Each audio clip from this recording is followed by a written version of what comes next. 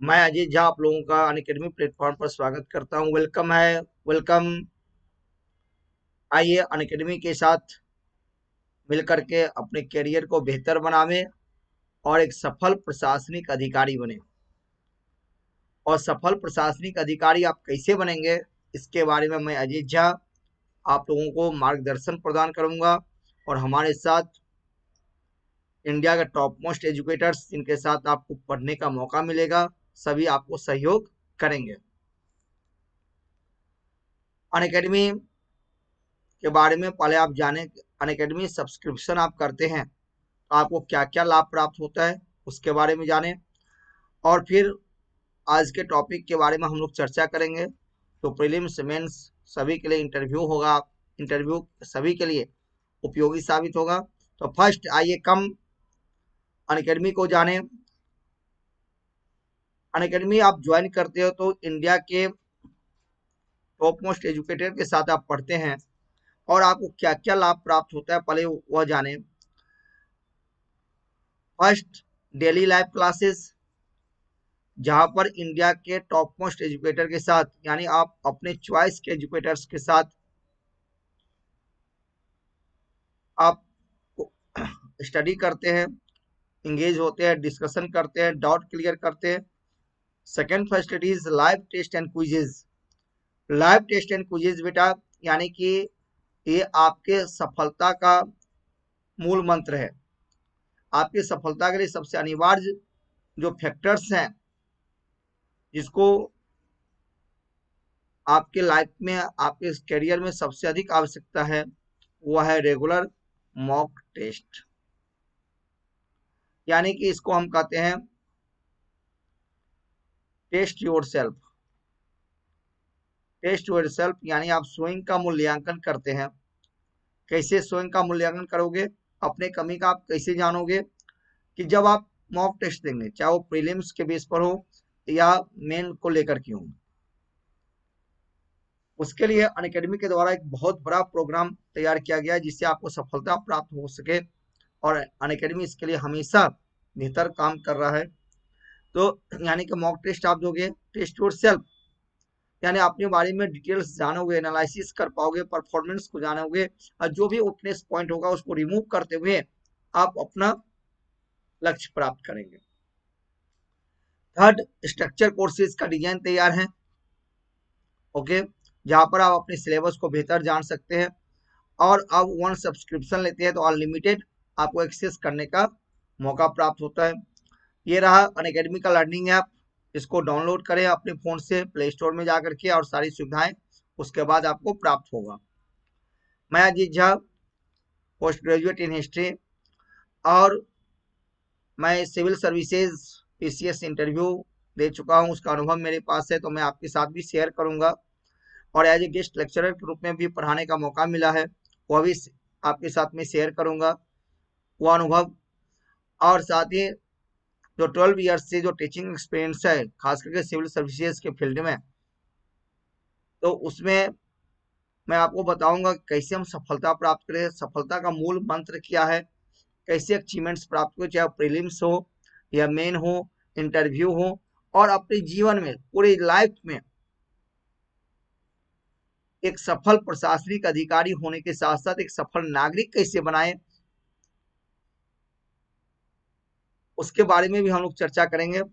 और optional history में पढ़ाता हूँ, साथ साथ जीएस में हिस्ट्री और इंडियन पॉलिटी, इंडियन गवर्नेंस, दो सब्जेक्ट में पढ़ाता हूँ। तो पहले तो अभी हिस्ट्री का सेशन चल रहा है, ये कंप्लीट होने के बाद इंडियन पॉलिटी भी हम लोग पढ़ेंगे। इंडिया के top most educator doctor Roman Saini sir के साथ साथ टॉप मोस्ट एजुकेटर्स हैं, और मुझे भी सौभाग्य प्राप्त है कि मैं इनके साथ पढ़ा रहा हूँ। अब देखिए, मोर देन 15,000 से अधिक कोर्सेज तैयार किया गया अनअकैडमी के द्वारा, वो प्रीलिम्स, मेन एंड इंटरव्यू सभी के लिए। इसमें आप पढ़ते हैं polity, geography, science tech, NCERT, history, environment and ecology, art and cultures, current affairs, Indian economy, और ऑप्शनल सब्जेक्ट की भी यहाँ पर सुविधाएं प्राप्त है। अब जो भी मेन के लिए ऑप्शनल सब्जेक्ट आप चूज करते हो, उनके टॉप मोस्ट एजुकेटर यहाँ पर अवेलेबल हैं, आप उससे भी मार्गदर्शन प्राप्त कर सकते हैं। ये कब मिलेगा? जब आप सब्सक्रिप्शन लेते हैं, तो सब्सक्रिप्शन आपको ले लेना चाहिए। एंड दो सबसे अहम बातें, इंपॉर्टेंट बातें कॉम्पिटिटिव एग्जाम्स पास करने के लिए, प्रैक्टिस एंड स्ट्रेटेजी और आंसर राइटिंग कोर्सेज, इसकी भी योजनाएं यहाँ पर बनाई गई है, इसका भी लाभ आपको प्राप्त होगा। अब देखिए, अनअकैडमी के द्वारा दो टाइप का सब्सक्रिप्शन है, यानी एडमिशन लेते हैं, दो टाइप की सुविधाएं प्राप्त है, एक प्लस एक आइकॉनिक। पहले मैं प्लस के बारे में आपको बता दूं, जिसमें आपको मिलता है live class, test series, unlimited practice and structure schedules.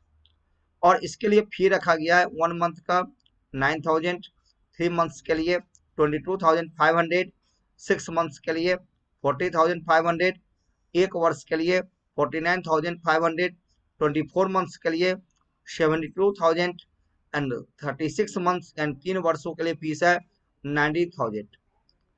ये मेरा प्रोमो कोड है, मेरा नाम अजीत झा, रेफरल कोड है, इसका यूज करें आप, तो आपको इन सभी स्तरों पर 10% का डिस्काउंट आपको प्राप्त होता है।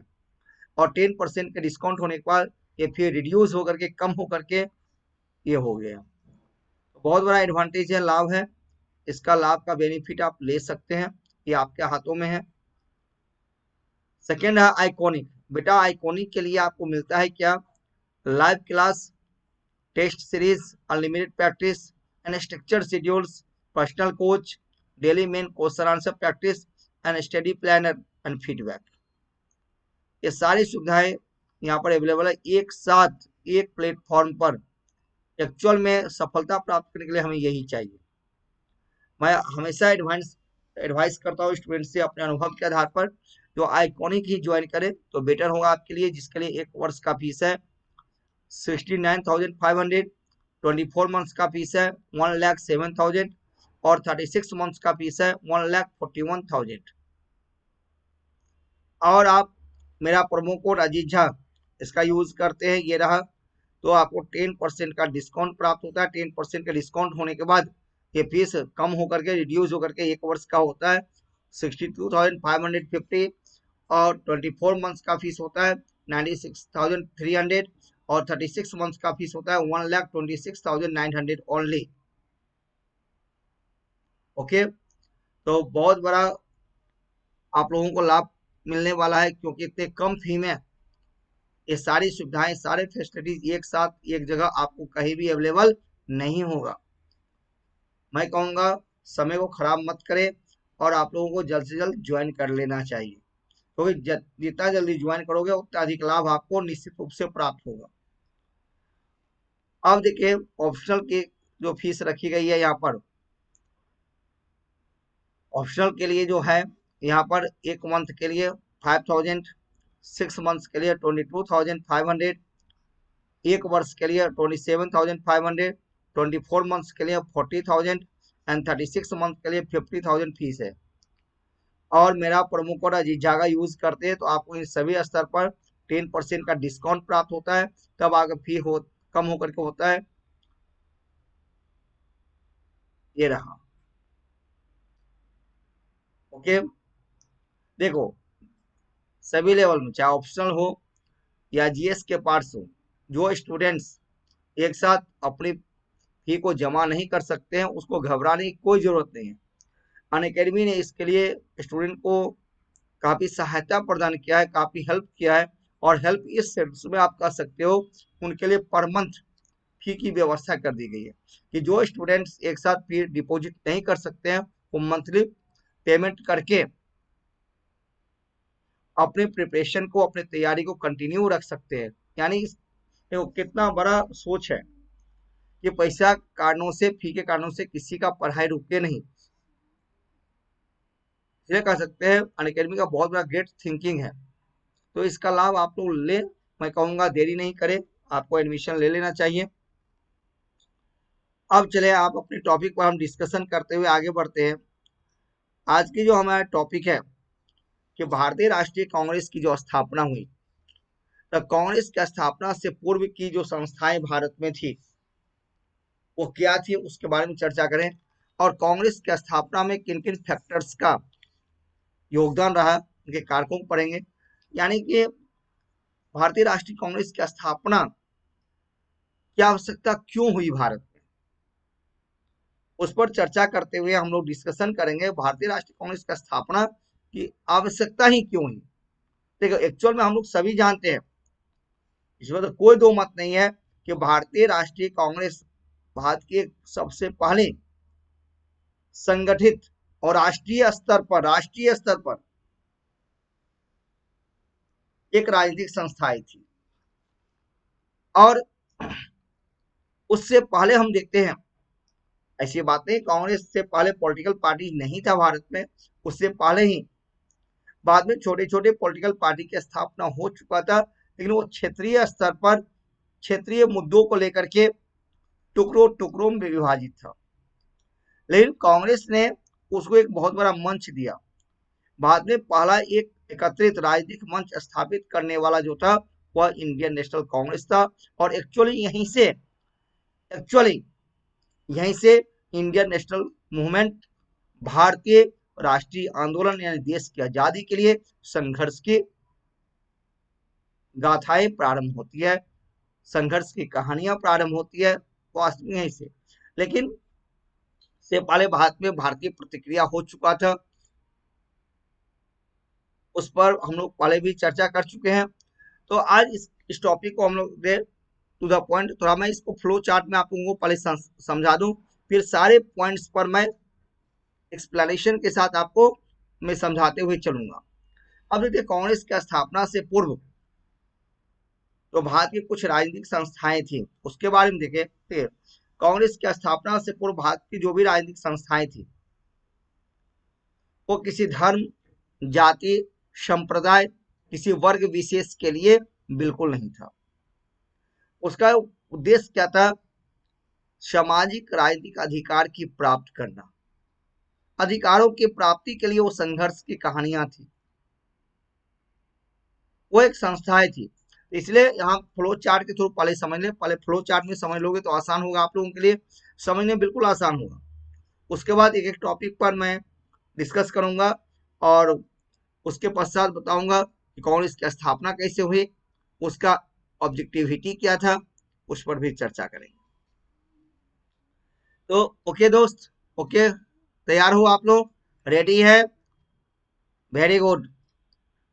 चले कांग्रेस का स्थापना से पूर्व की संस्था, इसका नेचर पहले देखे। देखो इसका नेचर, इसका पूर्व संस्थाएं की नेचर क्या थी? वो नेचर था सेकुलरिज्म, जिसको हिंदी में हम लोग कहते हैं धर्म निरपेक्षता। इसके नेचर कैसा था? धर्म निरपेक्षता। मैंने पहले ही कहा कि कांग्रेस की स्थापना से पहले जो भारत में जो राजनीतिक संस्थाओं का गठन हुआ था वह किसी जाति, धर्म, संप्रदाय विशेष के लिए नहीं था। इसका एकमात्र उद्देश्य था भारत में अपने अधिकार की प्राप्त करना, भारत में सामाजिक राजनीतिक अधिकारों को संगठित करना, यह उद्देश्य था। इसलिए मैंने एक लाइन में यहाँ लिख दिया कि इसका उद्देश्य नेचर क्या था? धर्मनिरपेक्षता। अब जैसे देखें आगे बढ़ते हुए, जैसे हम देखते हैं land holder society, land holders society, यही भारत की पहली राजनीतिक संस्थाएं मानी जाती है। लैंड होल्डर सोसाइटी, जिसका उस समय उद्देश्य क्या था? जमींदारों की संस्था, जमींदारों की रक्षा करना, जमींदारों के स्वार्थ के लिए बनाया गया। यहाँ पर सिर्फ एक लाइन में आप देखें, यानी एक प्रकार से ये जमींदारों की संस्थाएं थी, नाम से ही क्लियर होता है लैंड होल्डर्स सोसाइटी। आप देखिए इसके बाद आप देखते हैं कि Bengal British India society,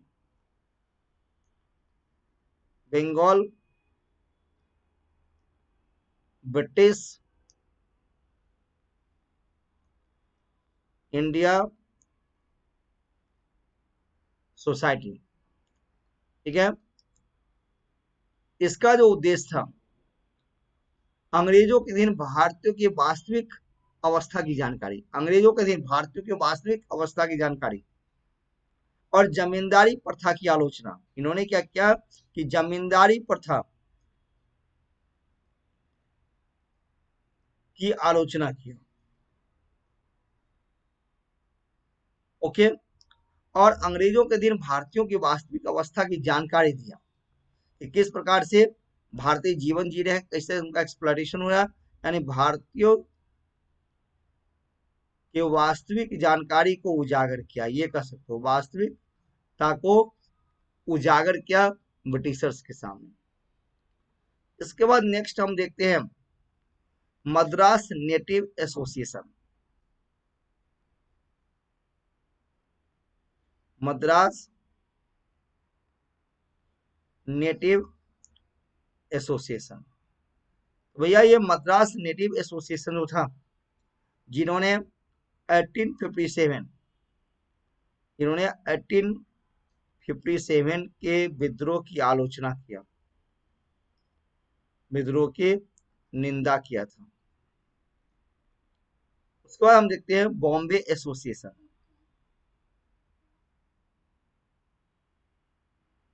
Bombay association, तो बॉम्बे एसोसिएशन हालांकि प्रारंभ में अंग्रेजों का पक्ष लिया, इसमें कोई दो मत नहीं है कि बॉम्बे एसोसिएशन ने प्रारंभ में अंग्रेजों का पक्ष लिया था, परंतु बाद में जब ब्रिटिशर्स ने भारतीयों के ऊपर हेवी टैक्स इंपोज किया, अधिक कर लगाया था, इन्होंने उस कर का विरोध भी किया था। और इन्होंने मांग किया था कि बॉम्बे एसोसिएशन की मांगे थी कि भारत में सिविल सेवा परीक्षा होना चाहिए, भारत में भी सिविल सेवा एग्जामिनेशन की मांग किया। और ये भी कहा गया उच्च प्रशासनिक पदों पर बॉम्बे एसोसिएशन की एक महत्वपूर्ण मांग थी कि उच्च प्रशासनिक सेवाओं में भारतीयों की नियुक्ति करे।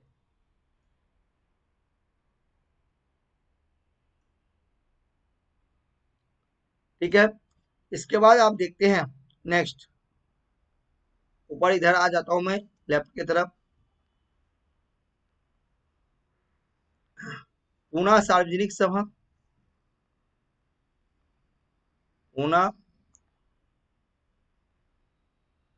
सार्वजनिक सभा का गठन होता है, और पूना सार्वजनिक सभा इन्होंने सरकार और जनता के बीच मध्यस्थता स्थापित करने की मांग किया, यानी जनता और सरकार के मध्य, यानी ब्रिटिश सरकार, जनता एवं सरकार के मध्य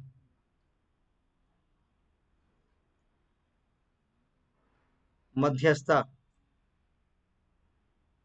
की मांग किया। इसके बाद आते हैं कौन, Indian national conference. Indian national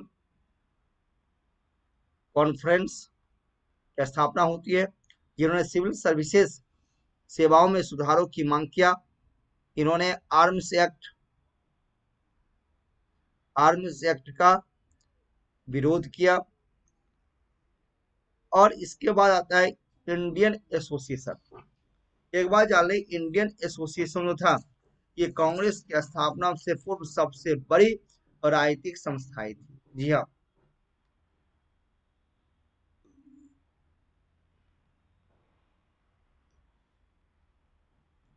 भैया इंडियन एसोसिएशन ये जो था कि कांग्रेस की स्थापना से पूर्व भारत की सबसे बड़ी राजनीतिक संस्थाएं थी।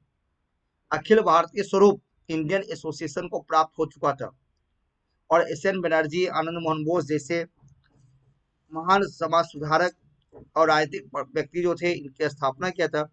इसके बाद हम देखते हैं कि अखिल भारतीय स्तरों पर संगठन की आवश्यकता हुई, और फिर इसी के पश्चात क्या होता है, भारत में अखिल भारतीय राजनीतिक संस्था इंडियन नेशनल कांग्रेस की स्थापना होती है। चलो, ये तो मैं हाईलाइट किया हूं सिर्फ ओनली एक फ्लो चार्ट के थ्रू, जो कांग्रेस के पूर्व जो पॉलिटिकल पार्टी था उसके बारे में। इसी को मैं अब सभी को एक एक करके मैं एक्सप्लेन कर दूंगा, जो आपके लिए, आपके पेपर के लिए इंपॉर्टेंट होगा, क्योंकि क्वेश्चंस यहाँ से अधिक पूछे जाने की संभावना होती है। चाहे आईएएस का एग्जाम दे या आप पीसीएस लेवल का एग्जाम दे, तो वहां से प्रश्न पूछे जाने की काफी संभावनाएं होती है। तो ये फ्लो चार्ट मैंने नेचर से स्टार्ट किया, सभी को बता दिया। डन। यहाँ किसी को कोई डाउट नहीं? क्योंकि देखो पहले क्या होता है, फ्लो चार्ट के थ्रू हम समझ लेते हैं तो क्या होता है, एक स्ट्रक्चर तैयार होता है दिमाग में, एक फ्रेमिंग हम तैयार करते हैं। मैं पहले भी बता चुका हूं आप लोगों को, सीधे पढ़े नहीं। जो टॉपिक आप पढ़ने जा रहे हो, चाहे कोई भी सब्जेक्ट क्यों नहीं हो, कोई भी टॉपिक आप पढ़ने जा रहे हो, सबसे पहले उसकी फ्रेमिंग आप तैयार करो। इससे क्या होगा, आपके व्यूज क्लियर होंगे, कंसेप्ट क्लियर होगा, और राइटिंग स्किल भी बेटर होगा, जो चाहे मेन हो या प्रीलिम्स, दोनों के लिए आपके लिए उपयोगी साबित होगा। यदि सिर्फ पढ़ते जाते हो, चलो टॉपिक उठाया और पढ़ लिए, ये कोई बहुत बड़ी बहादुरी नहीं है, बहुत बड़ा इंटेलिजेंसी नहीं है, वो कोई भी कर सकता है। हमें भैया, मैं हमेशा बोल रहा हूं कि हमें स्मार्ट वर्क करना है, हार्ड वर्क नहीं करना है, स्मार्ट वर्क करना है। इतिहास को इतिहास नहीं समझे, इतिहास एक विज्ञान है, साइंस है, और हमारे पढ़ने का जो नजरिया होना चाहिए, अप्रोच होना चाहिए, वो अप्रोच साइंटिफिक अप्रोच होना चाहिए, वैज्ञानिक पद्धति से पढ़े, एडमिनिस्ट्रेटिव अप्रोच होना चाहिए, उस पद्धति से पढ़े तो इंटरेस्टिंग होता है और हमारा पेपर भी क्लियर होता है। नहीं तो होता है हम उब जाते हैं, ये बात सत्य है। सिर्फ यही कारण है कि मैं अपने सारे वीडियो में पहले फ्रेमिंग तैयार करता हूं, और फ्रेमिंग तैयार करने के बाद फिर उसको एक की नोट्स के थ्रू मैं समझाता हूँ कि हमारा कंटेंट कैसे तैयार हो, इसके बाद क्या होगा, इसके बाद क्या हुआ, इसके बाद क्या हुआ, इसके बाद क्या हुआ, एक क्रोनोलॉजिकल ऑर्डर्स में हम पढ़ते। इससे क्या होता है, कंसेप्ट व्यू तैयार होता है, हम व्याख्या कर सकते हैं, लिख सकते हैं। इससे क्या होगा, प्रीलिम्स तो क्लियर होगा ही, मेन भी क्लियर होगा। डन। तो आगे बढ़े, चले इसी पर हम लोग आगे करें। अब देखिए यहाँ पर इसका डिटेल्स दिया हुआ है, मैं इसी को पीपीटी पर आप लोगों को समझाते हुए चलता हूँ, और साथ साथ कुछ जरूरत होगा तो मैं लिख करके समझा दूंगा। अब देखिए बंग भाषा, ठीक है। बंग भाषा 1836 में बंगाल में बंग भाषा यानी कि भाषा प्रकाशक सभा की स्थापना हुई थी, ऐसा माना जाता है। और 1838 में लैंड होल्डर सोसाइटी की स्थापना हुई, जो जमींदारों की संस्था थी। देखिए ठीक है, अब इसको मैं खुद लिख करके पीपीटी पर आप लोगों को समझाऊं तो उससे बेटर है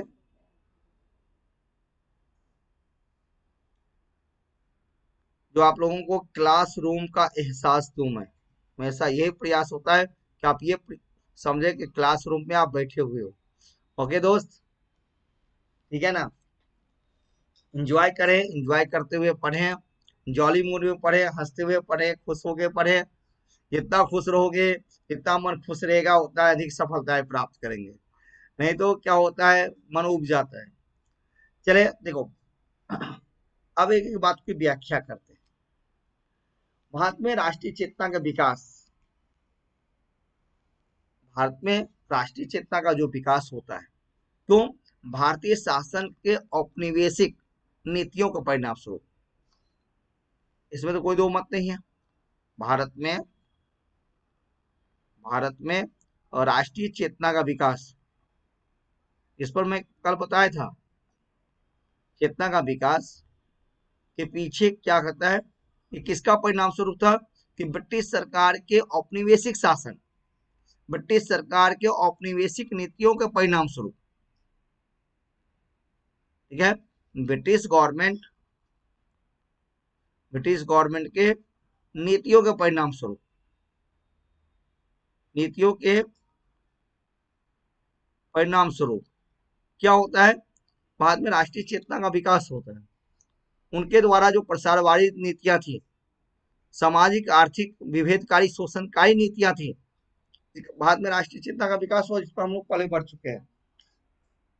लेकिन आप देखिए, लेकिन से पहले एक बात जाने, उन्हीं के परिणाम स्वरूप भारत में क्या होता है कि 1857 का रिवोल्ट होता है। ग्रेट रिवोल्ट एक महान विद्रोह था, एक महान विद्रोह था। इससे पहले जो भारत में ब्रिटिश के द्वारा जो शोषणकारी नीतियां अपनाई गई, जिससे जमींदार वर्ग, राजाओं वर्गों में, सामान्य वर्गों में, किसानों में, जमींदारों में जो आक्रोश पैदा हुआ, वो 1857 के विद्रोह का पृष्ठभूमि तैयार किया। और एक्चुअल बात यह है कि 1857 के विद्रोह का इतना बड़ा प्रभाव था कि भारतीय लोग एक्चुअल में यहीं से अवेयर हुए। इससे पहले एक तरह से देखें तो उतना अवेयरनेस नहीं था। एक राष्ट्रीयता की भावना का जो जागरण होता है, एक्चुअली नेशन के प्रति जो चेतना का विकास होता है, वो विकास हमें आफ्टर द रिवोल्ट ऑफ 1857 ही हमें देखने को मिलता है, उससे पहले नहीं। उससे पहले रिवोल्ट हुआ, भारतीय प्रतिक्रिया हुई, इसमें कोई दो मत नहीं है। किसानों ने विद्रोह किया, जनजातियों ने विद्रोह किया, अपदस्थ शासकों और जमींदारों ने विद्रोह किया, लेकिन वह स्थानीय स्तर पर था, उसका स्वरूप लोकल था, स्थानीय था, स्थानीय मुद्दे था। लेकिन राष्ट्र की जो भावना है वह 1857 के रिवोल्ट ने पैदा किया। और इसी के बाद भारत में अनेक पॉलिटिकल पार्टी, अनेक राजनीतिक पार्टियों का गठन होता है, जो अपने अपने अधिकारों की मांग करना प्रारंभ करते हैं, जो आगे चल करके इंडियन नेशनल कांग्रेस के रूप में परिवर्तित होता है, एक कन्वर्ट होता है। डन। तो यहां पर देखते हैं रिवोल्ट ऑफ 1857 का सबसे बड़ा रोल है। ओके, चलें अब आगे। देखिए इसके बाद, हालांकि इससे पहले ही भारत में छोटे छोटे पॉलिटिकल पार्टी बनना स्टार्ट हुआ था, उस पर भी हम अभी चर्चा मैं कर देता हूं। तो अब देखते हैं कि भारत में जो भी राजनीतिक संगठनों का जन्म हुआ, जो भी पॉलिटिकल एसोसिएशन भारत में बनाए गए, स्टैब्लिश किए गए, उसकी विशेषता, भारत में पॉलिटिकल एसोसिएशन जो बनाया गया, राजनीतिक संगठन की जो स्थापना हुई थी, इसकी विशेषता क्या थी, इसका नेचर क्या था, नेचर की विशेषता क्या था, इसके धर्मनिरपेक्षताएं थी। धर्मनिरपेक्षता इसका क्या था, विशेषताएं थी। ये संस्थाएं कोई विशेष धर्म के लिए नहीं, जाति के लिए नहीं, संप्रदाय के लिए नहीं, बल्कि भारत के राजनीतिक सामाजिक हितों की रक्षा करने के लिए बनाया गया था, उसका गठन किया गया था। और 1885 से पहले कांग्रेस की स्थापना से पूर्व भारत में अनेक प्रकार की पॉलिटिकल पार्टी भारत के विभिन्न क्षेत्रों में, विभिन्न राज्यों में स्थापना की गई। बंगाल, बिहार, मद्रास, पुणे, बॉम्बे और इंडिया से बाहर अब्रॉड, तो दादा भाई नौरोजी ने लंदन में अपनी संस्था की स्थापना किया था। तो अनेक संस्थाओं की स्थापना हुई। अब बाद में एक राष्ट्रीय स्तर पर एक पॉलिटिकल पार्टी बना जो इंडियन नेशनल कांग्रेस का है। तब उसी में मैं चर्चा करता हूं अब किसके बारे में। तो सबसे पहले लें लैंड होल्डर सोसाइटी को।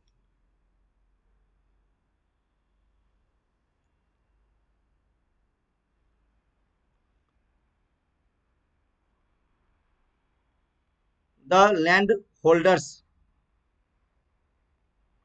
Society. The land holder society नाम से यह स्पष्ट है, जिसकी स्थापना 1838 में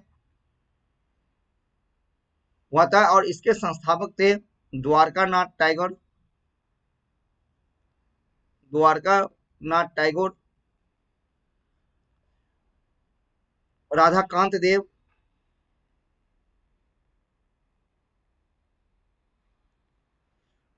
प्रसन्न कुमार ठाकुर एक्सेट्रा। इन्होंने इस संस्था का गठन किया था, जिससे नाम से ये स्पष्ट है लैंड होल्डर्स। तो भैया लैंड होल्डर्स कहते किसको है, लैंड लॉर्ड्स यानी जमींदारों को। यानी 1838 में यह आप कह सकते हो बिहार, बंगाल एंड उड़ीसा के जमींदारों की संस्था, यह जमींदारों की संस्था थी, सामान्य जनताओं की संस्था यह नहीं थी। ये फर्स्ट पॉलिटिकल पार्टी माना जाता है, यानी कि जमींदार वर्गों के द्वारा, जमींदार वर्गों द्वारा इसका संगठन किया गया था, इसको संगठित किया गया था। ठीक है, उद्देश्य क्या था कि जमींदारों के स्वार्थों की रक्षा करना, बस आम जनता से इसका कोई लेना देना था। ब्रिटिश सरकार के द्वारा उस समय जमींदारों के विरुद्ध जो अनेक सारी नीतियां अपनाई गई थी, ये उससे बचना चाह रहे थे। और इनके कुछ ऐसे मांगे थी, जिसे उन्होंने मांग किया था कोर्ट्स में, अदालतों में बंगाली भाषा का प्रयोग हो, बंगाली भाषा के प्रयोग का इन्होंने मांग भी किया था। चलो, और इतना ही नहीं, आगे कोर्ट के खर्चों में कटौती करे, कोर्ट के खर्चों में कटौती की मांग किया। और इतना ही नहीं कि इन्होंने भारत से बाहर भी, अब्रॉड,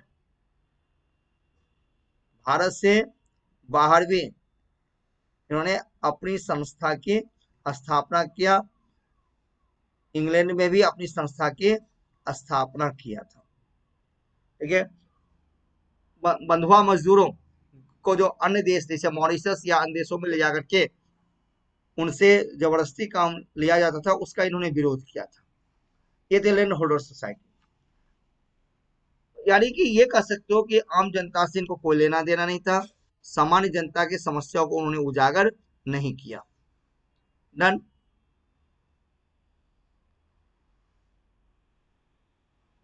इसके बाद जैसे अन्य राजनीतिक संस्थाएं, important, the Bengal British India Association, the Bengal British India, British India Association. ठीक है, इसकी स्थापना 1843 में हुआ था, और इसके संस्थापक यानी एक अंग्रेज थे जिनका नाम था जॉर्ज थॉम्सन, जॉर्ज थॉम्सन के द्वारा किया गया था। हालांकि भारतीय लोग भी इसमें शामिल थे, और ये उच्च मध्यम वर्गों की संस्था थी, उच्च मध्यम वर्गों, उच्च मध्यम वर्गों की यह संस्था थी। ओके, और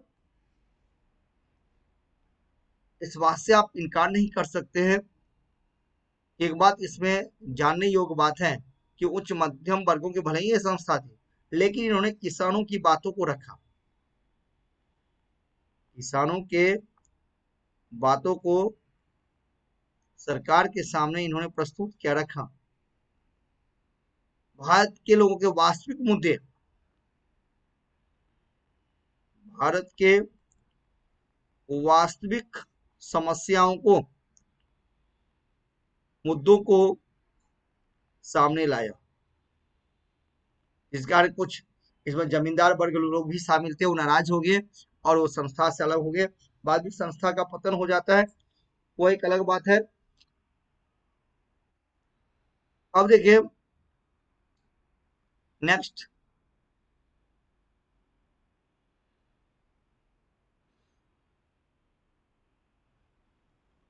British Indian society,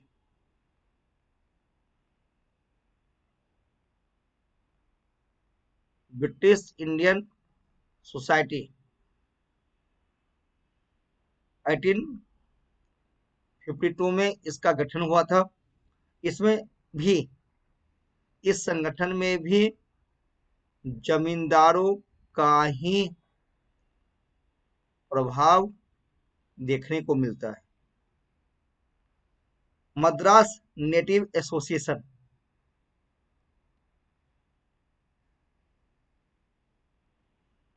Madras native association. Madras native association है, इन्होंने 1857 के विद्रोह की निंदा किया था और इसका गठन 1852 में हुआ। उसके बाद देखते हैं बॉम्बे एसोसिएशन।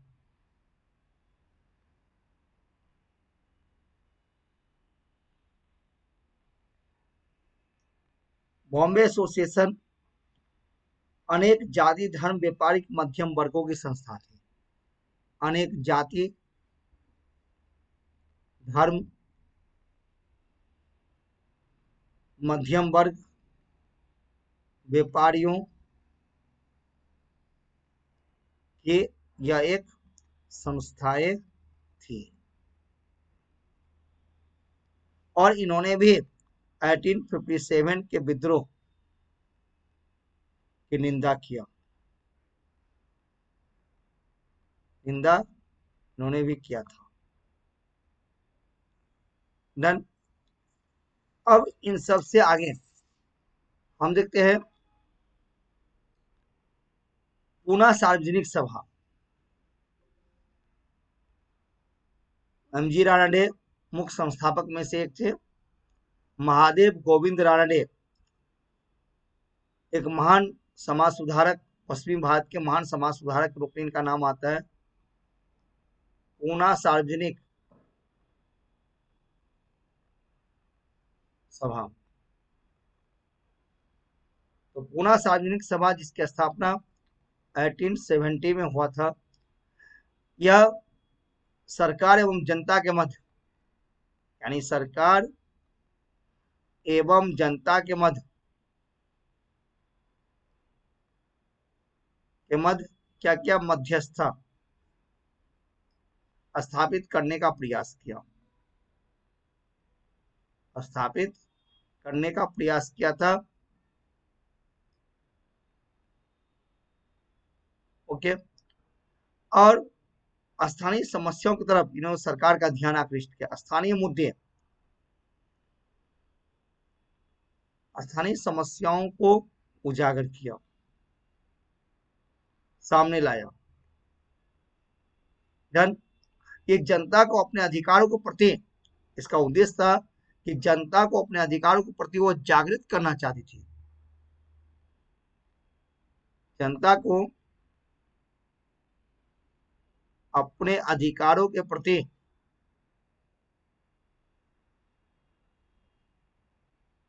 जागरूक करना चाहती थी। जी, ये कांग्रेस से पहले पॉलिटिकल पार्टी था जो स्थानीय स्तर पर छिटपुट रूपों में काम करते थे, लेकिन एक राष्ट्रीय स्वरूप प्राप्त नहीं था। देखो, सरकार का मुद्दा हम, सरकार के सामने अपने मुद्दा हम कब रख सकते हैं? सरकार का ध्यान आकृष्ट कब होगा? जब एक संगठित रूप से उसके सामने कोई बात रखा जाए। इसका अभाव अभी तक देखने को मिला। लेकिन इसके बाद एक बहुत बड़े पॉलिटिकल पार्टी की स्थापना होती है। पॉलिटिकल पार्टी की जो स्थापना होती है वो था इंडियन एसोसिएशन। थोड़ा उसके बाद देखिए, कांग्रेस की स्थापना से पहले जो इंडियन एसोसिएशन की स्थापना हुई थी 1876 में, एस.एन. बनर्जी, आनंद मोहन बोस ने किया था। यह इस संस्था को कांग्रेस से पूर्व की पूर्ण संस्थाएं माना गया, इसमें कोई दो मत नहीं है, क्योंकि इसका जो कंसेप्ट था, व्यूज जो था, वह अखिल भारतीय स्तर पर था। इसकी जो अवधारणाएं थी वो अखिल भारतीय स्तर की थी। इन्होंने कहा था कि ये संस्था संयुक्त भारत की अवधारणा पर आधारित है, संयुक्त भारत की अवधारणा पर आधारित है। इसकी प्रेरणा हमें मेजरी के इटली के एकीकरण के प्रयासों से मिलती है। यानी सुरेंद्रनाथ बनर्जी ने, एस.एन. बनर्जी ने जो इस विचारधारा को जो प्रकट किया था, विचारधारा को जो सामने लाया, वह इटली के एकीकरण से, आगे जिस प्रकार से मैगजीनी ने इटली का एकीकरण किया, यूनिफिकेशन किया, उसी प्रकार से इस संस्था का उद्देश्य है संयुक्त भारत, एक अखिल भारतीय स्तर के संगठित रूप प्रदान करना। और इसी में आप देखते हैं कि इंडियन एसोसिएशन जो बनाया गया था, इसका मुख्य उद्देश्य देखिए, इसका मुख्य उद्देश्य इंडियन एसोसिएशन का मुख्य उद्देश्य क्या था? भारत में एक जनमत तैयार करना, दूसरा हिंदू मुस्लिम जनसंपर्क एवं सहयोग बढ़ाना, सिविल सेवा का भारतीयकरण करना। इसके लिए सरकार के समक्ष अपने पक्ष रखने हेतु उन्हें लाल मोहन घोष को लंदन भी भेजा था। इंडियन एसोसिएशन की वार्षिक बैठक 1885 में कलकत्ता में हुई, अखिल भारतीय स्तर के, और इसका उद्देश्य था अखिल भारतीय स्तर पर इस संगठन को स्थापित करना। यही कारण है कि जब 1885 में भारतीय राष्ट्रीय कांग्रेस की स्थापना हुई और बॉम्बे इसका फर्स्ट एनुअल सेशन कॉल किया गया था, उस सेशन में सुरेंद्रनाथ बनर्जी शामिल नहीं हो पाए थे। इसलिए कांग्रेस की स्थापना से पूर्व इंडियन एसोसिएशन भारत की सबसे बड़ी राष्ट्रीय स्तर पर एक पॉलिटिकल पार्टी बन चुका था। ठीक है, और क्योंकि इसका व्यूज क्या था कि भारत में एक जनमत तैयार करना, यानी अवेयरनेस, भारतीयों को अवेयर करना, राष्ट्र के प्रति अवेयर करना, यूनिटी स्टैब्लिश करना, हिंदू मुस्लिम एकता स्थापित करना। अब आते हैं कांग्रेस की स्थापना की, हम लोग बात करते हैं कि भारतीय राष्ट्रीय कांग्रेस। ओके दोस्त, भारतीय राष्ट्रीय कांग्रेस की स्थापना जो हुई थी, क्या हुआ जो भारतीय राष्ट्रीय कांग्रेस की स्थापना किया गया? कांग्रेस की स्थापना की पृष्ठभूमि भी थोड़ा हम लोग पढ़ लें, उसके बाद भारतीय राष्ट्रीय कांग्रेस को भी हम लोग पढ़ लेंगे। इससे पहले थोड़ा हम जाने इंडियन नेशनल कांग्रेस की पृष्ठभूमि, आईएनसी की पृष्ठभूमि, और पढ़ेंगे किस प्रकार से आईएनसी को स्टैब्लिश किया गया था। ठीक है,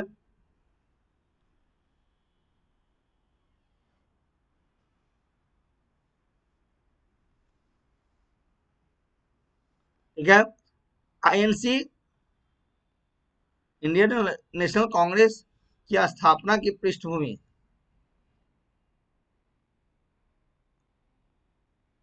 स्थापना की पृष्ठभूमि क्या था, बैकग्राउंड क्या था, थोड़ा उसको भी तो जाने। बैकग्राउंड, कुछ बैकग्राउंड इंपॉर्टेंट है, इसको जानना हमारे लिए अनिवार्य है। उसको हम देखें, ब्रिटिश शासन के विरुद्ध सामूहिक असंतोष। कांग्रेस की स्थापना की पृष्ठभूमि जो था, क्या कहता है, ब्रिटिश शासन के विरुद्ध, ब्रिटिश शासन के विरुद्ध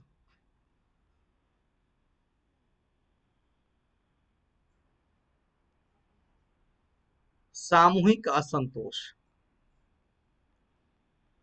सामूहिक असंतोष की भावनाएं भारतीयों में था। इस बात को तो आप सभी जानते हैं, ब्रिटिश शासन के विरुद्ध सामूहिक असंतोष था।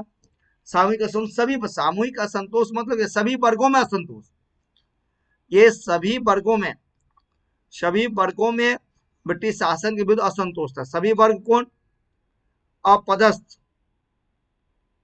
अपदस्थ शासक वर्ग, अपदस्थ जमींदार वर्ग, ओके, किसान वर्ग, कारीगर, शिल्पकार जिसको हम लोग कहते हैं, किसान वर्ग भी हुए, कारीगर, जनजातीय वर्ग,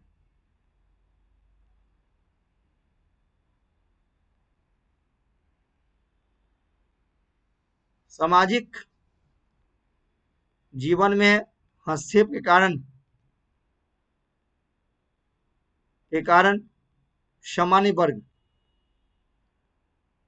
सामान्य वर्ग में भी, सामान्य वर्गों में भी असंतोष की भावनाएं थी। इतना नहीं, हम देखते हैं सैनिक वर्ग, इसमें भी असंतोष की भावनाएं थी, सामूहिक असंतोष था। ऐसा कोई क्षेत्र नहीं था जिसमें ब्रिटिशर्स ने हस्तक्षेप नहीं किया हो।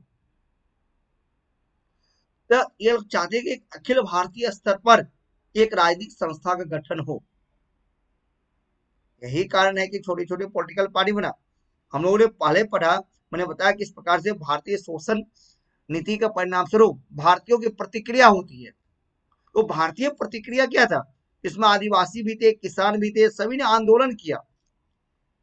अपदस्थ शासक वर्ग थे, अपदस्थ जमींदार वर्ग थे, सभी ने ब्रिटिश सरकार के विरुद्ध शोषण किया कि ब्रिटिश सरकार अपनी प्रशासनिक, आर्थिक, सामाजिक नीतियों के परिणाम स्वरूप सभी को असंतुष्ट किया था। जैसे कि किसान वर्ग बेरोजगार होंगे, कारीगर बेरोजगार होंगे, भारत में भुखमरी आ गई, पॉवर्टी आई, अनएम्प्लॉयमेंट हुआ, जनजातीय वर्गों के परंपरागत खेतियों पर, उनके जमीनों पर अधिकार किया गया, उनको बेदखल किया गया, उनमें आक्रोश की भावना पैदा हुई थी। सामाजिक धार्मिक जीवन में जो हस्तक्षेप किया गया, जिसे सामान्य वर्ग के लोगों भी अपने आप को असुरक्षित महसूस करने लगे। जैसे कि ऐसी भावनाएं थी कि भारतीय समाज में ईसाईकरण को बढ़ावा दिया गया। ईसाई मिशनरी जब भारत आते हैं तो भारत के सामाजिक धार्मिक नीतियों में हस्तक्षेप उन्होंने किया। इससे भारतीय सामाजिक वर्ग के जो लोग थे अपने आप को असुरक्षित महसूस करने लगे।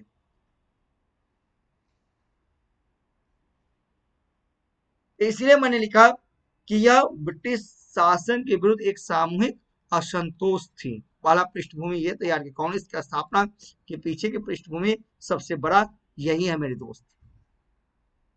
देखो, एकाएक कोई पॉलिटिकल पार्टी बनता नहीं है, बहुत बड़ा संगठन तैयार होता नहीं है, उसके पीछे तो छोटे छोटे घटनाएं होती है। छोटी छोटी घटनाएं भारत में होते रहा, जिसके कारण भारत में छोटे छोटे पॉलिटिकल पार्टी बना और बाद में राष्ट्रीय स्तर पर राजनीतिक पार्टी की अनुभव महसूस किया गया, जो कांग्रेस के रूप में सामने आता है।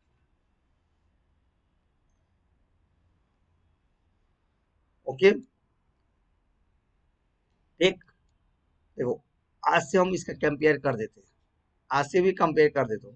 कोई पॉलिटिकल पार्टी बनाते हैं, मान लीजिए मैं हूं बनाया या आप ही बनाए, कोई राजनीतिक पार्टी बनाए, जो लोग चुनाव लड़ेंगे और अपनी बातों को संसद में रखेंगे, विधानसभा में रखेंगे।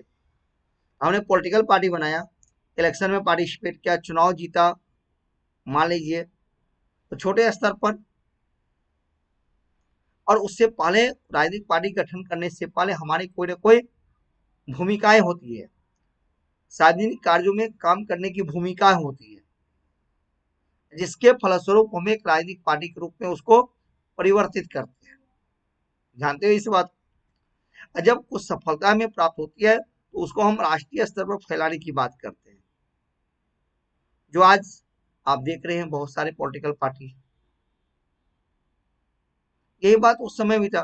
तो अखिल भारतीय स्तर पर जो इंडियन नेशनल कांग्रेस की जो स्थापना हुई, उसके पीछे पृष्ठभूमि क्या था कि ब्रिटिश शासन के विरुद्ध एक सामूहिक असंतोष। ठीक है दोस्त, दूसरी बात देखिए कि शिक्षित भारतीयों के रूप में एक नए नेतृत्व का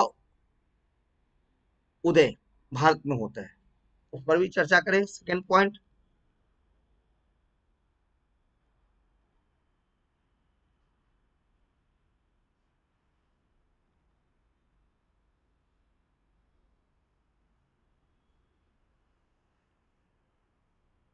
सेकेंड यहां पर शिक्षित भारतीयों के रूप में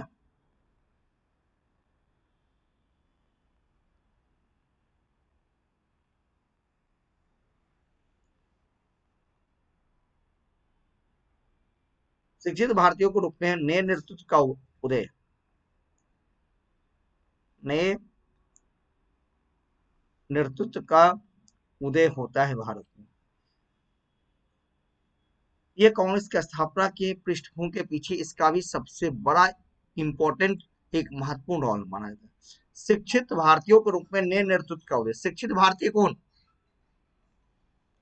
शिक्षित मत देखो, भारत में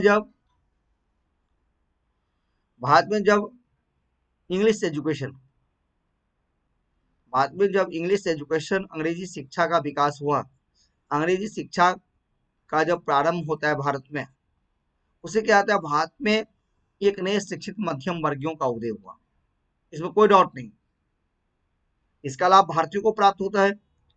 एक नए शिक्षित भारतीय मध्यम वर्ग का उदय हुआ और उन भारतीयों का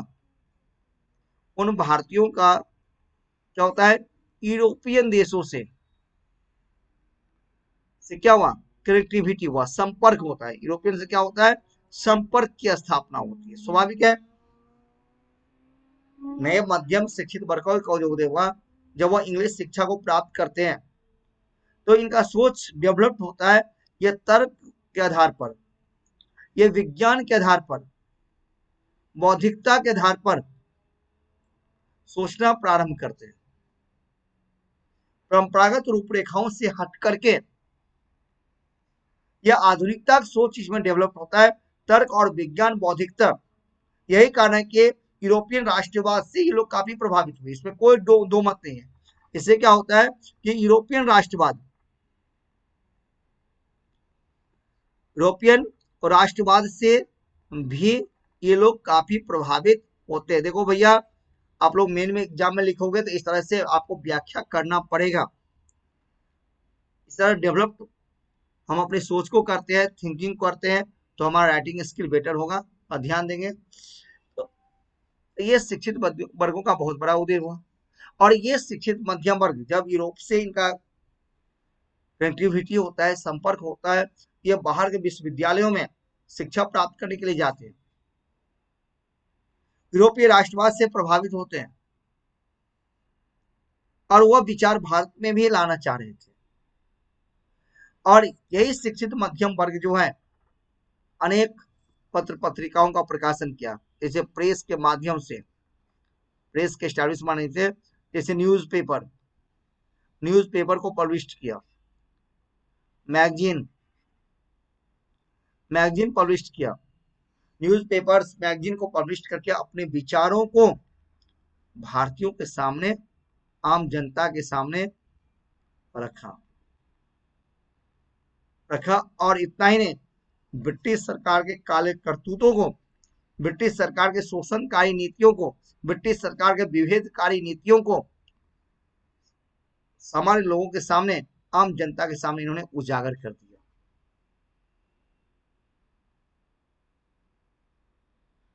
उनके करतूतों को भारतीयों के सामने, आम जनता के सामने रखा। कौन? शिक्षित मध्यम वर्ग के लोगों ने। इसलिए कहा जाता है कि ब्रिटिशर्स ने जो काम अपने हित के लिए किया था, उसका लाभ भारतीयों को यहां मिला।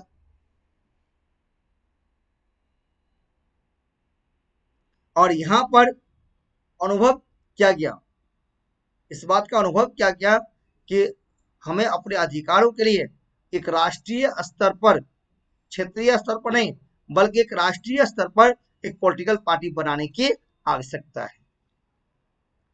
क्योंकि राष्ट्रीय स्तर का आने का मतलब था तब लोग एकजुट होंगे, विभिन्न प्रांतों के लोग उसमें शामिल होंगे, विभिन्न धर्मों के लोग शामिल होंगे, विभिन्न जातियों के लोग शामिल होंगे, जिससे क्या होगा, विभिन्न प्रकार के मुद्दे होगा, जिससे हम ब्रिटिशर्स पर दबाव दे करके अपने अधिकार प्राप्त कर सकते हैं। और इसके बाद हम लोग देखते हैं कि भारत में अनेक राजनीतिक संस्थाओं की जन्म होती है। वो अखिल भारतीय संस्था के रूप में बाद में आईएनसी के रूप में परिवर्तित होता है, जो हम लोग अभी पढ़े।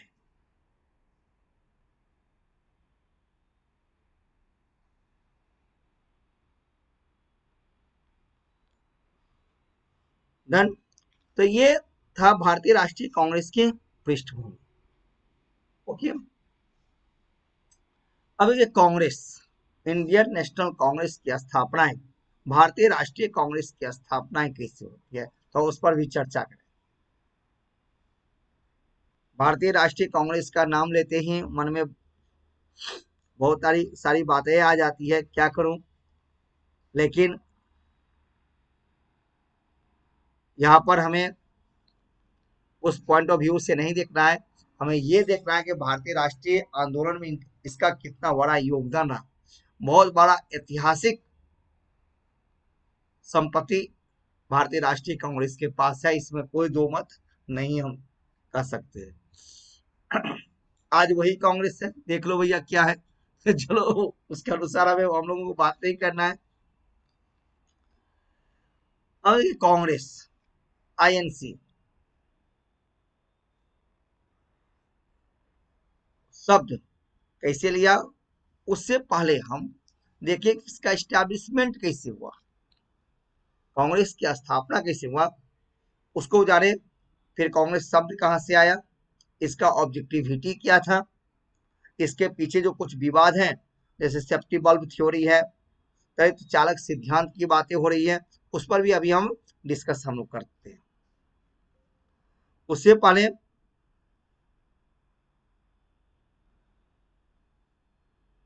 कांग्रेस का जन्म कैसे हुआ,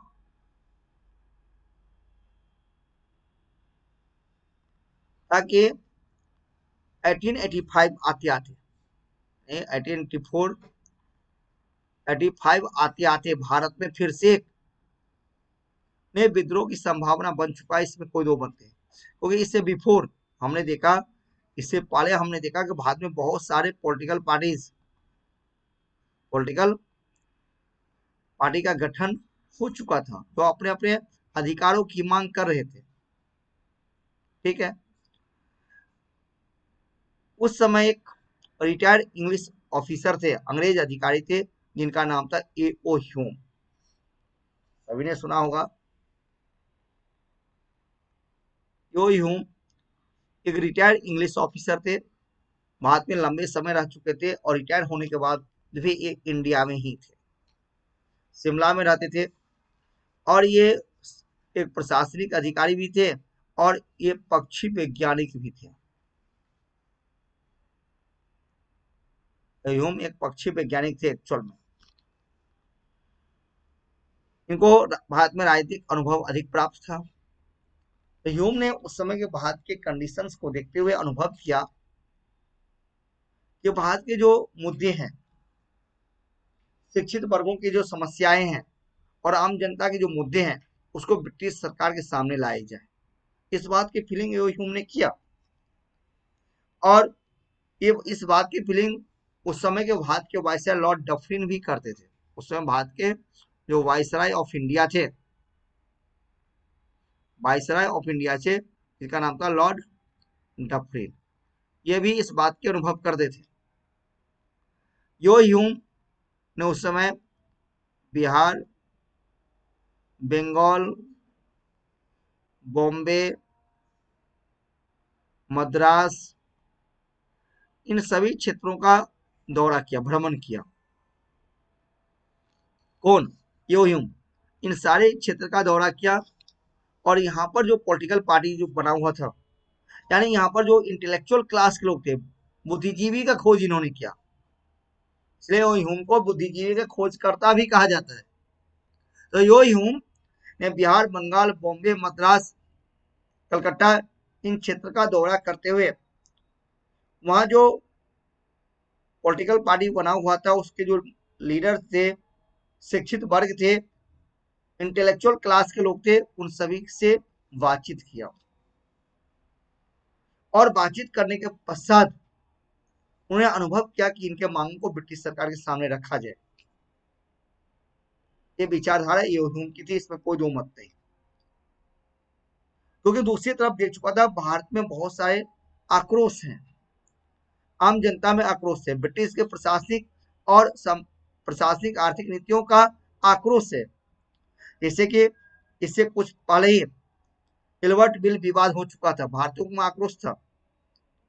लॉर्ड लिंटन की नीतियों का आक्रोश था भारतीयों में। लिंटन ने जो वर्नाकुलर प्रेस एक्ट पास किया, इसे भारतीय समाचार पत्रों पर प्रतिबंध लगाया गया, भारतीयों में आक्रोश था।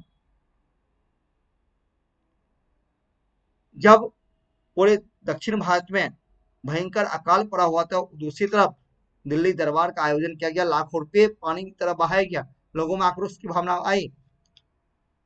आर्म्स एक्ट पास किया गया, जिसका उद्देश्य था कि भारतीयों को निशस्त्रीकरण कर देना, निरस्त कर देना, भारतीयों को शस्त्र से वंचित करना।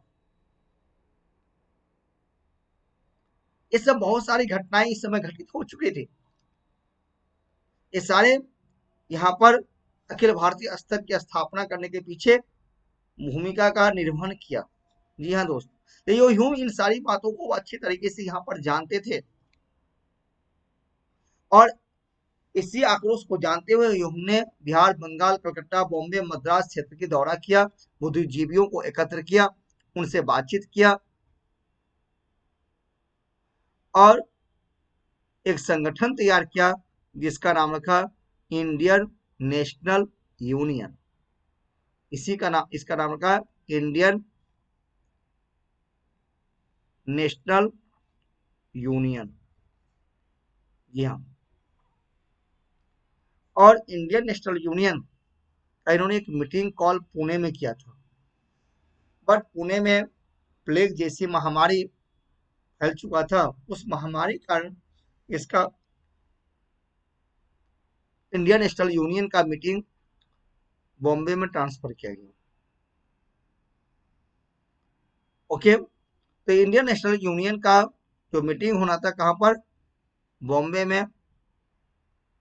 बॉम्बे के तेजपाल, गोकुलदास तेजपाल, गोकुलदास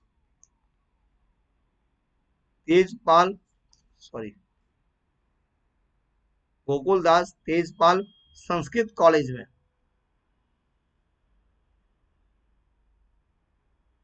संस्कृत कॉलेज में इसकी मीटिंग कॉल की गई थी और डेट था 28 दिसंबर 1885। इंडियन नेशनल यूनियन बना था 1884 में ही बना था। 1884 में इंडियन नेशनल यूनियन फॉर्म हुआ था। इसका फर्स्ट मीटिंग पुणे में होना था, पुणे में नहीं हो पाया। यहाँ नहीं हो पाया तो कहा गया बॉम्बे किया गया। कहाँ पर, बॉम्बे में गोकुलदास तेजपाल संस्कृत कॉलेज में हुआ और इसमें 72 डेलीगेट्स, 72 प्रतिनिधियों ने इसमें भाग लिया था। अधिकांश एडवोकेट थे, वकील थे, जो विदेशों से पढ़ के आए थे, उस शिक्षित वर्ग के लोग थे, कुछ डॉक्टर भी थे। इसलिए इसके बाद में आलोचनाएं भी हुई थे। 72 प्रतिनिधियों में 72 डेलीगेट्स जो इसमें पार्टिसिपेट कर रहे थे, मोस्टली सभी के सभी, अधिकांश इसमें से एडवोकेट थे, लीगल प्रैक्टिशनर थे, कुछ डॉक्टर भी थे। इस प्रकार से उच्च शिक्षित वर्गीय लोग इसमें शामिल थे। इंडियन नेशनल यूनियन इस मीटिंग में एक थे दादा भाई नौरोजी। दादा भाई नौरोजी इसमें भाग ले रहे थे। दादा भाई नौरोजी महान अर्थशास्त्री थे, इन्होंने ड्रेन ऑफ वेल्थ थ्योरी दिया था और इसके बाद लोग ने जाना कि भारत में किस प्रकार से एक्सप्लॉयटेशन होता है, भारत के धन का निष्कासन हो रहा है, तो ये भी भाग ले रहे थे। और इसी सम्मेलन में दादा भाई नौरोजी ने उसी दिन एक विचार रखा कि इसका नाम यूनियन नहीं रखा जाए, इसका नाम यूनियन नहीं रखा जाए। और दादा भाई नौरोजी के सुझाव से उन्होंने सुझाव दिया इसका नाम यूनियन नहीं, उन्होंने सुझाव दिया इसका नाम क्या होना चाहिए, कांग्रेस। ओके, इस प्रकार से दादा भाई नौरोजी के सुझाव को मानते हुए, एडवाइस को मानते हुए Indian national union, Indian national Congress यानी आईएनसी, यानी इंडियन नेशनल कांग्रेस में परिवर्तित हो गया। इस प्रकार से क्या बन गया, ये इंडियन नेशनल कांग्रेस यूनियन क्या बना, इंडियन नेशनल कांग्रेस बना। और इसके फर्स्ट प्रेसिडेंट, इसके प्रथम अध्यक्ष बनाए गए थे WC बनर्जी। डन, इस प्रकार से कांग्रेस की स्थापना हुई। ओके, आई होप सभी को समझ में आया होगा। अब हम देखें, हम इस अब कांग्रेस शब्द बोलेंगे, ये कांग्रेस वर्ड जो है, ये वर्ड यूएस से लिया गया है। कांग्रेस वर्ड जो है, Congress word taken from USA.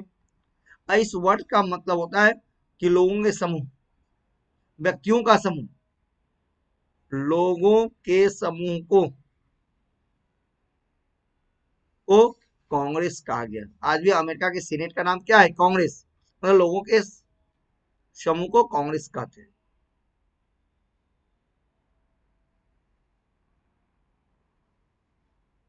ठीक है, इस प्रकार से कांग्रेस की स्थापना हो गई। और एक्चुअली यहीं से कांग्रेस की स्थापना, यहीं से भारत में राष्ट्रीय आंदोलन की शुरुआत होती है। अब देखो, जो कांग्रेस की स्थापना हुई, इस पर बहुत सारे विवाद भी है, लेकिन उस विवाद को पढ़ने से पहले बेटा एक जाने तो भारतीय राष्ट्रीय कांग्रेस की जो स्थापना हुई थी उसका एम क्या था, उद्देश्य क्या था, ऑब्जेक्टिव क्या था। हम किस कोई संस्था बनाते हैं तो उसके पीछे हमारा उद्देश्य होता है, हम इस संस्था क्यों बनाते हैं, हम इस संस्था के माध्यम से कौन सा काम करने जा रहे हैं, होता है। इतना तो जानते हो सभी लोग, क्या जी, जानते हो कि नहीं? जानते हैं। कोई भी संस्था हम बनाते हैं तो उसके पीछे हमारा एम होता है, उद्देश्य होता है। तो ये भी है जाने, भारतीय राष्ट्रीय कांग्रेस जो उस समय स्थापित किया गया था, तो उस भारतीय राष्ट्रीय कांग्रेस के एम क्या था, थोड़ा उसको पढ़े। फिर इससे संबंधित कुछ हम विवाद को भी पढ़ेंगे।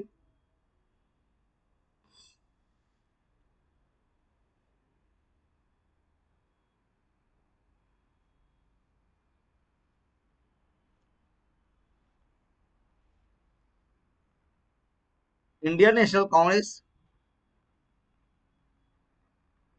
इसका एम क्या था, उद्देश्य क्या था?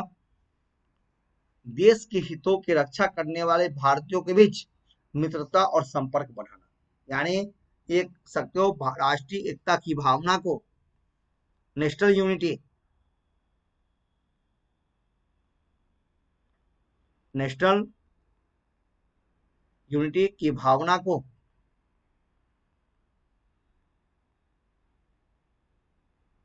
विकसित करना सबसे पहला उद्देश्य। सेकंड, इसका दूसरा मुख्य उद्देश्य था देश के हितों की रक्षा करने वाले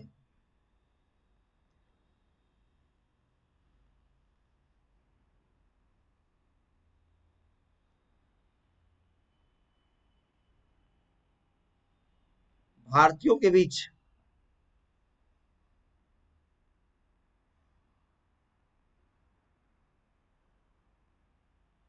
मित्रता और संपर्क बढ़ाना, मित्रता और संपर्क बढ़ाना। नेक्स्ट मुख्य उद्देश्य था राजनीतिक, सामाजिक और आर्थिक मुद्दों पर, राजनीतिक, सामाजिक एवं आर्थिक मुद्दों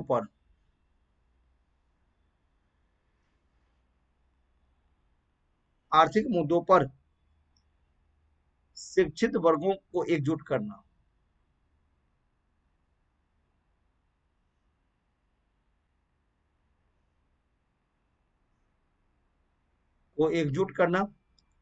और एक और उद्देश्य था कि भविष्य की राजनीतिक रूपरेखा तैयार करना, भविष्य की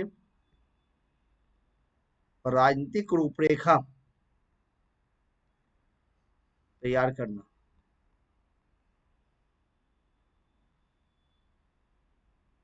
जी हाँ,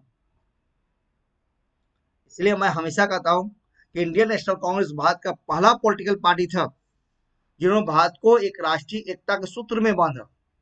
इसमें कोई दो मत नहीं। इससे पहले हमने पढ़ा भी, इससे पहले भारत में जितने भी राजनीतिक पार्टियां थी, छोटे छोटे स्तर पर अलग प्रांतों में विभाजित था, लेकिन सभी को एकजुट किसने किया? इंडियन नेशनल कांग्रेस ने किया।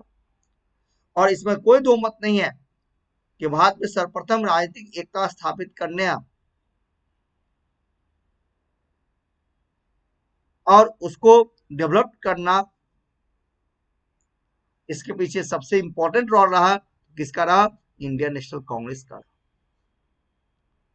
एक सूत्र में राजनीतिक चेतना का विकास किया, भारत के लिए एक बहुत बड़ा एक राजनीतिक मंच तैयार कर दिया, प्लेटफॉर्म तैयार किया, अखिल भारतीय स्तर पर एक पॉलिटिकल प्लेटफॉर्म सबसे पहले भारतीय राष्ट्रीय कांग्रेस ने ही किया। ये इसकी सबसे बड़ी उपलब्धि मानी जाती है और इसके लक्ष्य का भारत में राष्ट्रीय एकता को बढ़ावा दे, किसी जाति, धर्म, संप्रदाय को लेकर नहीं। इसलिए हमेशा से देखा गया कि इंडियन नेशनल कांग्रेस का जो नेचर जो था धर्मनिरपेक्षता की नेचर था, कि किसी वर्ग विशेष को लेकर के नहीं, किसी धर्म और संप्रदाय को लेकर के नहीं, राष्ट्र को लेकर के, राष्ट्र की एकता को लेकर के, राष्ट्र को विकसित करने को लेकर के, देश के हितों की रक्षा करने को लेकर के, यही एकमात्र इसका उद्देश्य था। चले अब देखिए, कांग्रेस की स्थापना जब होती है इसके बाद बहुत सारे विवाद उत्पन्न होते हैं, बहुत सारी बातें आती है, तो उस पर भी हम लोग चर्चा करें। अब कांग्रेस की स्थापना के संदर्भ में विवाद कुछ होता है। पहला विवाद जो है वो ला गया सेफ्टी बल्ब थ्योरी का विवाद आ गया, जिसको हम लोग कहते हैं सुरक्षा कपट का सिद्धांत। अब ये सुरक्षा कपट क्या था? सेफ्टी बल्ब वैल्यू नहीं है, बल्ब है, स्पेलिंग थोड़ा यहाँ ऐसे कर दे, सेफ्टी बल्ब थ्योरी। यह सिद्धांत का प्रतिपादन सबसे पहले लाला लाजपत राय ने किया था। लाला लाजपत राय ने अपने एक न्यूज़पेपर यंग इंडिया में इस बात का उल्लेख किया। एक क्वेश्चन आता है कि लाला लाजपत राय ने सेफ्टी बल्ब थ्योरी कांग्रेस के लेकर के आलोचना किया था, सेफ्टी बल्ब थ्योरी को लेकर क्या, और इसकी आलोचना सर्वप्रथम उन्होंने यंग इंडिया न्यूज़पेपर में किया था। और यंग इंडिया में उन्होंने लिखा कांग्रेस के बारे में, कहा कि कांग्रेस लॉर्ड डफरिन के मस्तिष्क की उपज है। वस्तुतः भारतीय असंतोष को जानने के लिए कांग्रेस ने इस मंच का गठन किया। लाजपत ने यह आलोचना कांग्रेस उदारवादी नेतृत्व में की थी। लाजपत राय ने उस समय जो कांग्रेस का स्थापना किया, उस पर हम लोग आगे पढ़ेंगे, उससे संबंधित जो उस समय जो नेतृत्व था वो उदारवादियों का नेतृत्व था, लीडरशिप था। इन्होंने कहा कि सुरक्षा कवच इसलिए कहा कि उस समय कांग्रेस का उद्देश्य, उन्होंने कहा कि कांग्रेस जो स्थापना की गई थी वो ब्रिटिश राज को बचाने के लिए, इसलिए कांग्रेस ब्रिटिश राज के लिए एक सेफ्टी वाल्व का काम किया, सेफ्टी वाल्व का काम किया, सुरक्षा कवच का काम किया। जहां एक तरफ लोगों में आक्रोश की भावनाएं थी, दूसरी तरफ कांग्रेस थी, तो बीच में खड़ा कौन हो गया? ठीक है, एक तरफ क्या था, लोगों में आक्रोश की भावनाएं थी, दूसरी तरफ ब्रिटिश सरकार है, बीच में खड़ा कौन हो गया? कांग्रेस। इसलिए कहा ये सेफ्टी बल्ब यानी सुरक्षा प्रदान किया किसको?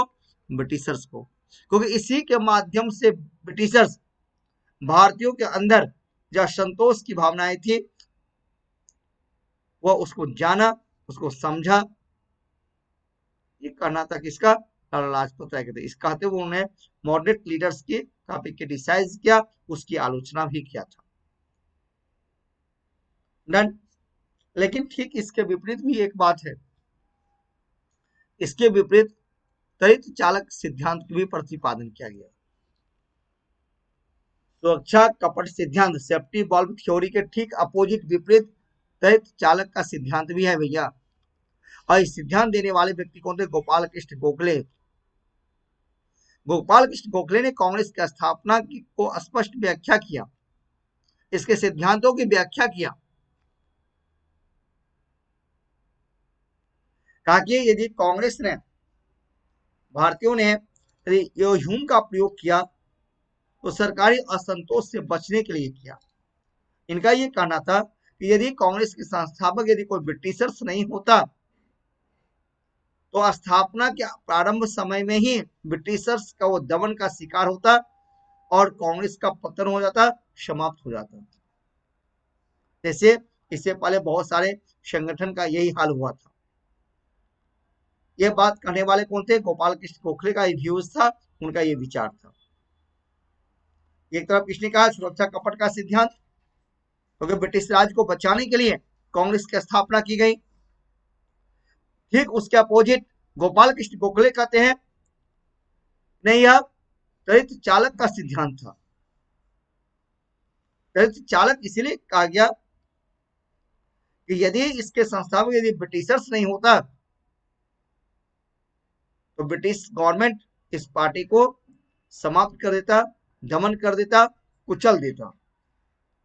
इसलिए भारतीयों ने ब्रिटिश सरकार के दमन को बचाने के लिए, ब्रिटिश सरकार के दमन से बचाने के लिए यो ह्यूम के नेतृत्व को स्वीकार किया है। यो ह्यूम के नेतृत्व को स्वीकार किया। ये गोपाल कृष्ण गोखले का कहना था। लेकिन यदि हम निष्कर्षतः इस बात को देखें तो कह सकते हैं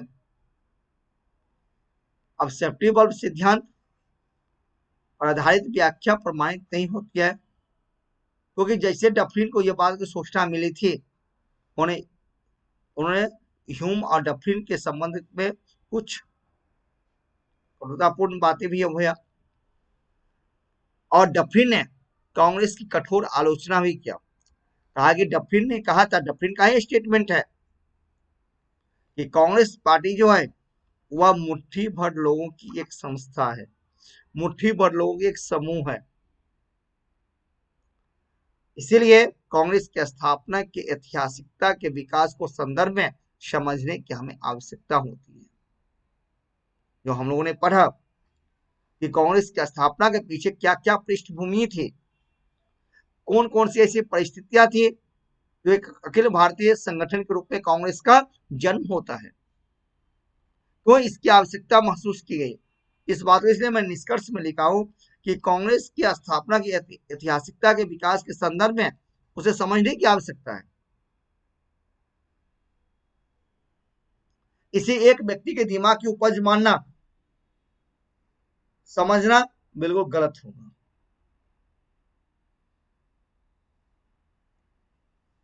क्योंकि वस्तुतः वास्तविकता यही है भैया कि कांग्रेस के पूर्व ही भारत में बहुत सारे political party, political institutions establish हो चुका था। भारतीय राष्ट्रवाद का प्रचार प्रसार हो रहा था।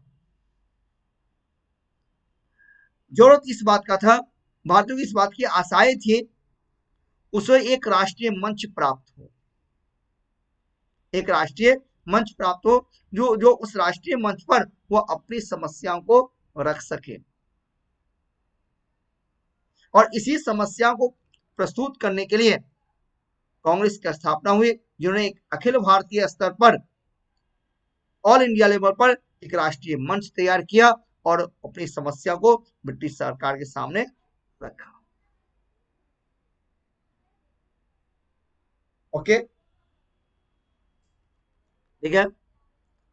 और आगे हम लोग पढ़ेंगे जो किस प्रकार से भारतीय राष्ट्रीय आंदोलन की अब यहीं से शुरुआत होती है, उसको अलग अलग रूप में हम लोग व्याख्या करके पढ़ेंगे।